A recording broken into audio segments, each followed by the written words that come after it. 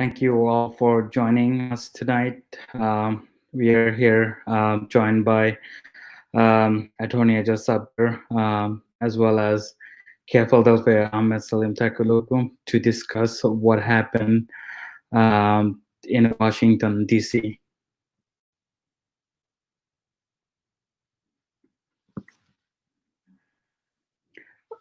Brother Ejaz, can you hear us?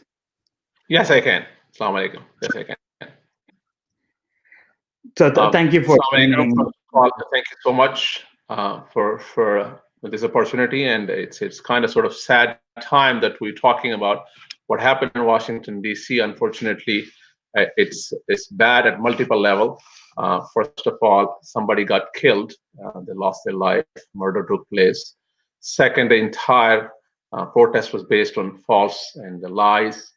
And third was that it questions the fabric of our government system, the democracy. And then third and fourth is that it questioned the voter participation in the system itself. 7 million people, those who voted, their vote doesn't count. And the system can be rigged in the last minute, at least attempted rig. So these are the things that are really bad. And then in the entire world, we are kind of sort of beacon of light and democracy, and we are the example of for 240 plus years, a smooth transition from one government to another government that distinguishes us from many governments in the world. And unfortunately, this is the first time that we are being questioned and make fun and mockery in the entire world. It's a sad day in that way, and sad at multiple levels. But there is some silver lining in this, and that is that because of COVID, it happened this time. Good thing is that they're not innocent bystanders. It's a school time. There could have been kids outside. There could have been more traffic, more people involved. That could have been worse situation. Also, the system has survived and it's been tested in trial, and that shows that our country has a resilience and system is stronger than one individual or one institution, which is a great thing. For example, the system has been tried at every single level. There are more than 500 cases have been filed to challenge election, and the system and the judiciary has independently tested and tried and told what's the right things right. Also at state levels, in each state it's been challenged and tested, and then again the state has also certified. And it's great, and silver lining is that those people who were at fringe line and kind of sort of catering to a certain extremist white supremacist group and allegiance to one individual then system, after this incident they came out and they realized their mistake. So overall there is a lesson to learn, and for us as a Muslim, a lot to learn. The very first thing is, as a Muslim, as a religious obligation, the Quran says many times in the Quran, the one that I can think of is chapter 4, Surah Nisa, verse number 135, that we must stand up for justice, even if it's against our own self, and we must stand up for justice. That's the key thing. And you see, when people keep on lying, that becomes a problem. So that's my take on it. Thank you, Brother Ejaz, for overview. And would like to go to Ahmet now. Brother Ahmet, could you please describe what happened, and what can we do as a minority when we face such situation, because we're used to seeing this kind of stuff on the other side of the world, not here? Yeah, no, thank you so much. And like Brother Ejaz said, of course, this is a historic moment in that we're all watching what has unfolded today, in awe of the unthinkable sort of things that happened. And of course, our sort of mind thinks that country is immune to these kind of things, but at the same time, this moment, this interaction with each other, has been brewing for a long time, and has been enabled by different groups that buy into the broader racism of public, discourses. In a way, I mean, I'm a political scientist, so looking at it, right, so you can see different parts moving, and there's a certain level of American exceptionalism at play that also, I think, did not really allow for many people to see what was coming. But at the same time, I think there's a lot of lessons to be learned from this episode. As to the question of what minorities can do, as Brother Ejaz has given us the wonderful context of thinking in terms of standing up for justice. I think that is, regardless of what it means for us, a responsibility for us. Second, obviously, these are volatile times, so we encourage our community members to foreground the security of their own selves and their own communities.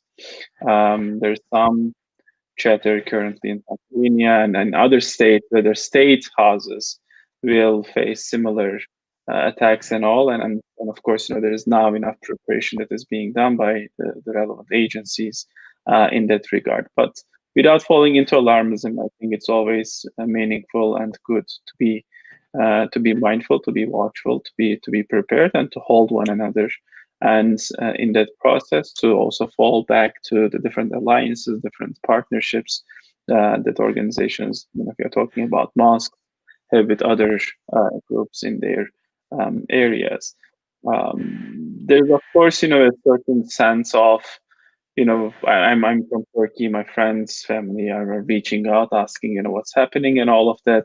And of course, I think, some people might find quote unquote some rejoice in what's going on in the US, because oftentimes the US media or otherwise politicians may be rather inattentive to what would happen in other countries and the patronizing language. But at the same time, what's happening is never good, and is never sort of a source of, you should never be a source of celebration. I think that is something else that we need to keep in mind. At the same time, I hope that especially our youth, in engaging with this process, takes the right lessons from this in terms of being more civically engaged and in terms of being more comprehensive in how we assess politics, our role in politics, and what can be done in the face of this kind of popular discourse, right? That is not merely, like what Ejaz said, an experience that the United States is going through. Populism is on the rise across the globe, right? Including in Europe, in different democracies, so to speak. Right-wing populist discourses are increasing. And of course, the roots of that is a long debate. Perhaps we don't have enough time to go into that. But I think we need to be mindful of that and continue to speak for justice, like what I said. Thank you, Brother Ahmed. We'll come back to you in a second. I want to quickly go to Brother Ejaz, that today's incident definitely reminds us about what happened a few months ago when people were protesting about Black Lives Matter, right? That time we were hearing phrases like looting starts, shooting starts, and we saw the security at a different level that we had seen today. What do you think the skin tone really matters? And maybe it's a funny question I'm asking, how we treat black versus brown versus white. Would it be a different scenario today if those were a bunch of brown or black people in the Capitol Hill? Unfortunately, the racism has been there, and unfortunately it is, and God knows how long it's gonna be there. We just all have to play our individual part to do our best. But during past 4 years, it's been ignited, and people just got up, and it was under the surface all along. But now it's pretty obvious out there, and I wonder. I want to see anxious to see the news tomorrow morning. How they're going to label this, because if the person, let's say you said people of color, black people or brown or people of color were involved in there, this would have been declared by now a terrorist act. But there's one very funny definition of terrorist act and activity in America. FBI kind of sort of carved in a way that if loss of life happens, and there should have some sort of political motivation. Therefore, when somebody say Allahu Akbar, well, they're presumed to be Muslim, so they want to come up with the Muslim ideology. So the political theme and essence is behind there. So therefore, it is terrorist activities. Then some incident happened where people died at the hand of local white extremists, and then they say, you know what?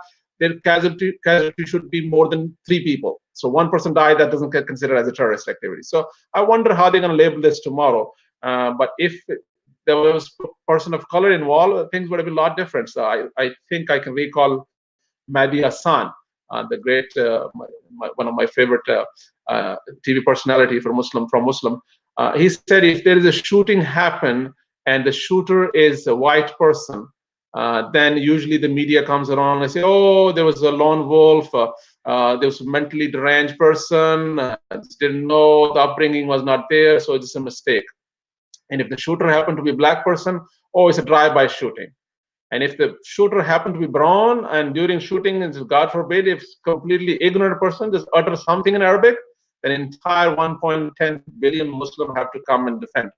So unfortunately, that's the bitter reality of media. But again, as brother mentioned, that we need to get involved, civically get engaged, take up this opportunity to get our message across, stand up for justice, stand up for equality, and tell us what the religion stands for, what's our participation in this country.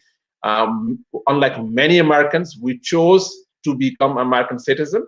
We were not born here, so we didn't have that luxury. But on the flip side, we earned this citizenship, so we know how it is, and therefore we can stand up. And we have a dual responsibility as a Muslim to stand up for justice, as Quran said many times. One I already quoted. And as an American Muslim, we chose this country, and we must stand up for the values that it stands. And with values must be justice, peace, harmony, equality, and that's what we need to do.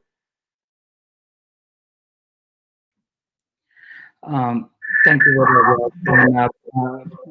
Brother Ahmed, I know you do work with special care with civic engagement. What's your comment on this? Yeah, no, I mean, like Brother just said, I think the double standard is very very open and frank over there. When you look at the images from the earlier protests and from today's protest, the Capitol Police and other agencies on the ground, were obviously very, very different in their approach and how they dealt with this quote unquote, riot. It's clear that in the job market and in different places, when scientists do controlled experiments, right, they send a similar CV, similar in everything other than the name and how the name sounds to employers, and of course the name that sounds quote unquote more ethnic, sometimes too black, sometimes too Muslim. Oftentimes, even though it's the same CV, does not get the same sort of callback from employers. So from that example to many others, I think that double standard is that. Like Brother just said, right? For as people living in this country, as American Muslims, it's only our responsibility to be civically engaged, to give our voice to the political process. And the political process is not only or always starts at the Senate level, at this state representative level. Oftentimes it starts earlier, right? And to our community, our message, especially if you are in Pennsylvania this year with municipal elections, with local elections coming up, starts from the school district elections to many others. And these issues are to be addressed at that level as well, so that there's a frank discussion, so that we do not just put anyone with any political identity to the side, but that people are able to have meaningful, informed discussion and debate. Sometimes there will be disagreements as to what things are. There will be sometimes party identities that will come into the play. That's only normal. But of course, what is not acceptable or what's not normal is to alienate, to put into risk large swaths of people based on their skin color, based on their gender, based on their religious identity.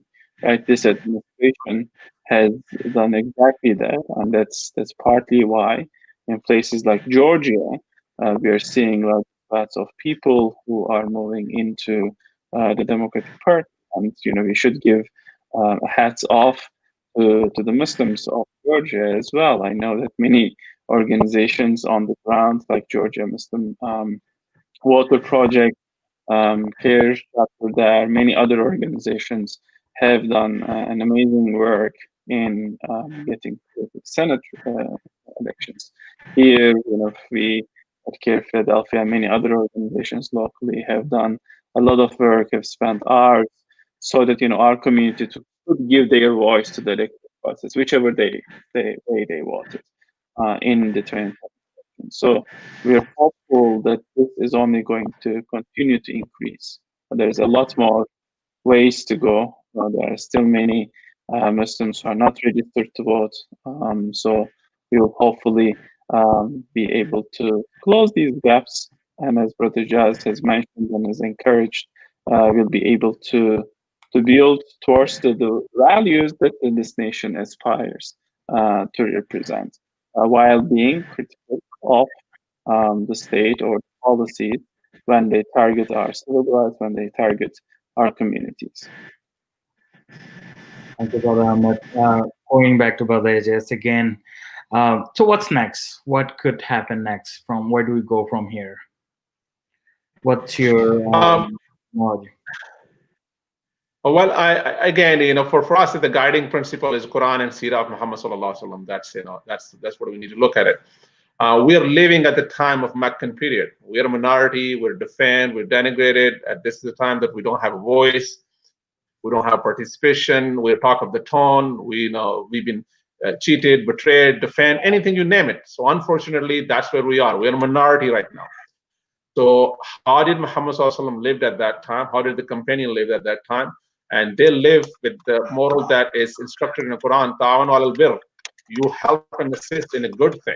And that's what we need to do. Whatever is a good thing, just jump into it. I have some Muslims that I come across, they still debate, should we vote this or not? Whether this is haram, it's bid'ah, I don't know. Why should we do it? Astaghfirullah. It's kufr. So if that kind of situation and mentality you have, that's your prerogative, because at the end of the day, you're going to stand in front of Allah and answer what you have done, what you should do. But if you don't like to vote, okay, fine, but you can go and do interfaith work. You can go and participate in your local mosque and church, synagogue, and talk about your religion. Go and invite your neighbor, those who are generally non-Muslim, and invite them to your house, introduce yourself, introduce them to your family, and let them see how you treat your wife, how you treat your husband, how you treat your children, what values do you have. And we know in the Prophet ﷺ tradition that you can't be a good moment until if your neighbor sleeps hungry. You got to feed them. Well, the hadith doesn't say the neighbor has to be a Muslim or Indian or Bangladeshi or Afghani or Arabic. No, it doesn't say that. So this is a perfect application of that hadith here, that if we bring a neighbor to us and they talk to us, they understand who we are, let them speak about Islam. Let them speak about Muslim value. Hey, my next door neighbor is a Muslim, or he's a doctor, he's a lawyer, he's an engineer. I remember the CNN fellow, I believe his name is Van Jones. Google it and check. He said on a CNN, he said, I wish my neighbor is Muslim. On CNN Live.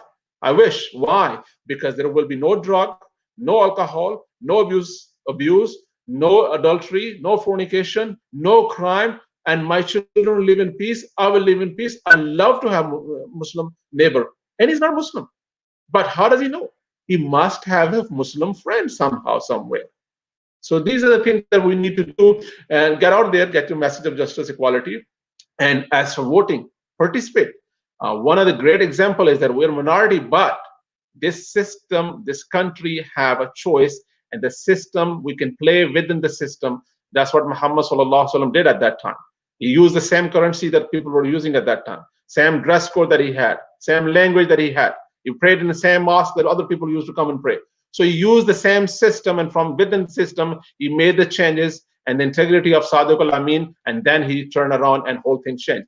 We can use the system from ourselves, and this system is democratic, which means is that your vote counts. If you can't vote or you don't want to vote, your dollar counts. If you can't give a dollar, your media propagation counts. How many people were there in Washington, D.C. today? I don't know, maybe by 2,000, 3,000, that's it. How many millions do we have in this country? But look how they hijacked the entire program, the entire integrity of this country and fabric of this country. So this small vocal people can take over sometime. So one of the best example in city of Philadelphia, city council persons, how many are there? I believe there are 17 of them. And there's only one Muslim fellow, and I'm Mr. Jones. And alhamdulillah, he single-handedly was able to convince his colleague, and symbolically, doesn't matter what it is, but there was a resolution passed, the city of Philadelphia can have a Eid day, and it's a holiday. And they passed the resolution. But the question is that if the city takes a day off, it's costing them $1 million. How are we going to fund the city that money? But that money aspect is there. But other than that, our single Muslim in city made a difference. Imagine if our kids can take a day off in a school and you are only one Muslim and the entire school is non-Muslim, they'll ask why you have a day off. This is implied preaching of a religion. People know the Eid day. What is Eid? Or is Senegal, is Kwanzaa? What is this? Is Hanukkah? What is that? No, it's Eid. Who? For Muslim, who are they? Allahu Akbar. So these are the things that at micro level we have to start. And again, it's individually I have to start, and that's when individually I have to stand in front of God and be responsible. And then collectively, every single Muslim, you like it or not, you are here, Wasrai, a Khalifa of Allah subhanahu wa ta'ala, and you're ambassador of a 1.10 billion Muslim in the world. You do something stupid, entire Ummah suffers. So therefore, you don't do act by individually, you think you are representing the entire Ummah. So therefore, you must stand up the way Prophet ﷺ stood up, and that is the integrity first thing he established. Very first thing he said, what? People, do you know me? Do you know who I am? Yes. Who? Sadiq al-Amin. You sure? Yes, Sadiq al-Amin. 3 times he asked, you sure? He said, yes, sure. Then he used the example. Hey, if the army is coming behind me, what do you think? Oh yeah, I would trust you. Don't worry about it. That trust part we need to establish at individual level. That people say, hey, man, we don't know this Muhammad guy, the Mo guy, comes on time, leaves on time, is never called day off, always honest. We don't know, we don't have a security camera working, but we have some sexual assault or some other issue happen, or people stole money in our corporate headquarters. We don't know what to do. Let's ask more. But this guy never lies. Allahu Akbar. That's what we need to do. That's what Muhammad Sallallahu did very first thing before the revelation started, before the practice started. So that's the integrity, and Allah has placed us in this situation, and we can and we will and we should live a life of Sahaba, and that's where we are. And I think it's a blessing to be in this country, and we should stand up for justice, equality, peace, and harmony. Thank you so much. I guess I took too much time. Can't hear you. Sorry, I was on mute. And that was a great reminder to all of us and very valuable information. I know we're towards the end, but before we end this discussion, I want to go to Brother Ahmet and then to you, Brother Ejaz, for a closing remark. Brother Ahmet. Yeah, no, thank you. And again, Brother Ejaz, thank you for reminding us about the path of the Prophet Sallallahu Alaihi Wasallam, and that we need to model that character and that way of acting, right? So we, in my line of work, we oftentimes talk about community organizing. And of course, when we do as Muslims this community organizing, the example that we are looking at is the example of the Prophet Sallallahu Alaihi Wasallam, how he built traditions with his own Sahabis, how with his own companions, sometimes, going into the trenches together with them. Sometimes, just sitting with them and relating to them.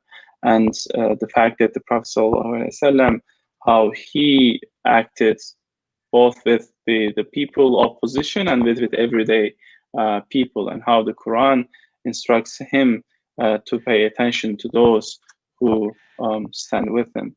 And I think in that there are examples for us as Muslims, as we continue to build traditions, as we continue to listen to others. And I think that can be seen as a religious obligation and responsibility on all of us as well. Yes, there might be cases where we may be unheard, where there are cases where we are misrepresented, but I think it is also time for us to take the agency and not merely let others' actions or viewpoints on us define how we act and react.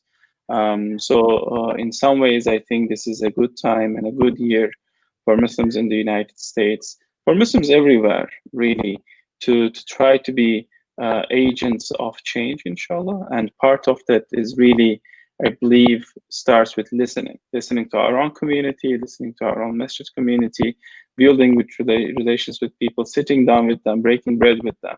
Obviously, COVID has put some barriers to that, but there's always a way to just call up someone, to check in on someone for just a few minutes, and to listen to what they think and have insightful conversations. And I'll stop there maybe with one final reminder, which is also that the Quran instructs us to respond by saying peace when we are addressed by the foolish, by the ignorant. Not because we cannot stand up for ourselves, not because we are timid, but partly because if we are responding in in a haste to the foolish, then we might fall into problems, and our hearts and the hubris in our hearts can come into the place. So I think on all of that, there's as much turmoil that there can be around us. There's also room for us to take a deep breath, look at our priorities, build with our community, listen to ourselves and to our own community, and inshallah have insightful conversations with some introspection built into that process. Thank you so much for this and for giving the opportunity. Thank you, Brother Ahmed. Brother Ejaz. Okay. First of all, again, I just want to thank you for your time, and I thank this the outlet media. And I see this says global dawah. May Allah give them barakah in their risk and efforts. And mashallah, it's a great effort. Jazakallah khair. Couple of things. One is the people, those who were leading today's issue, and senators, two of them. One is from Texas, Mr. Cruz, and then one is Josh Hawley from Missouri. These are future presidential candidates. So be prepared. Mr. Cruz has a history of anti-Islam and anti-Muslim, because that was the second presidential candidate beside Ben Carson. Ben Carson is the first fellow who used the anti-Muslim rhetoric during election. He said Islam does not fit with the American Constitution, and Muslims do not fit, they lie. And that's built in their Islam and religion to lie. And then Mr. Cruz said that all masajids should be under surveillance. And then Mr. Trump said the Muslims should be banned completely. So we got to remember this pattern, and these are future presidential candidates, and these are the people gonna come back again, and they're setting the stage. So we are going to be one way or other in limelight again. And you remember the Ground Zero mosque issue a couple of years ago. There's a pattern every presidential election year.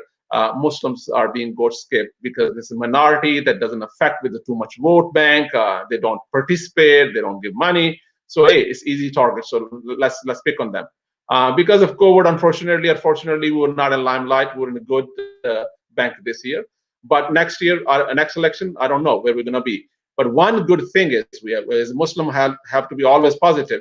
One good thing is that during Ground Zero issue, we were less than 1% of the population, but we were getting 63% of media coverage, even though it was negative. But we were in the media 63% of time. Use that as a positive. So get involved, and you can turn things around, and you can be a good Muslim, good ambassador, good neighbor, good teacher, good professor. You and I are directly or indirectly sustaining 10 people's salary. You and myself and Brother Rabiul and the people, those who are watching, brother, that we are here sustaining 10 people. Your butcher, your school teacher, your karate teachers, the shopkeeper that you have, the giant, the store, those people are getting salary from you and me. Every day we walk in, we're paying their salary. What about these 10 people stand up on Day of Judgment? What about these 10 people stand up here and say, yeah, I know one Muslim comes here, and I feel very comfortable. Hey, guys, don't say anything about Islam. I know this guy. I know this lady. Or this girl walks in as a hijabi. She's always perfect, comes on time, honest person. These 10 people can stand up. And if some white person stand up, 10 brown people won't make that much of a difference, unfortunately, because that's the way society is right now, unfortunately. And so therefore, if other people speak on your behalf, that's a great thing to do. Last thing I just want to mention, brothers and sisters, we all going to go one day. We're all going to go. We don't know when. It can be next second. We can have Corona tomorrow. God knows when. But one thing will live way longer than we're gone. That is the legacy that we leave behind. How did we live here? How do people remember? What have you done for the humanity? What you have done for Muslim community? What you have done for this country? And that's because, again, I chose this country, you chose this country.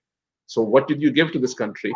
Justice, peace, equality, standing up for your rights, standing up for your religion, standing up for your people. That's what we need to do. So we can be successful here and hereafter. May Allah give us tawfiq to do it. Thank you again for your time. And thank you, Brother Ahmed. Inshallah, we'll be in touch soon. Thank you, Brother Ejaz. And like Brother Ejaz said, as a minority, you could play within the system. And there is a movie or a book called Muslims Are Coming. I want to say Muslims Are Here. And we have seen it in 2020 election in places like Michigan, Pennsylvania. Those minority votes, that 1% made the difference and flipped those seats. So as a Muslim, I want to advise everyone to be cautious and be on the alert, be careful, and get involved. With that, I want to thank both of our panelists, Brother Ahmet and Brother Ejaz, for joining us on such short notice, and ITV for hosting this.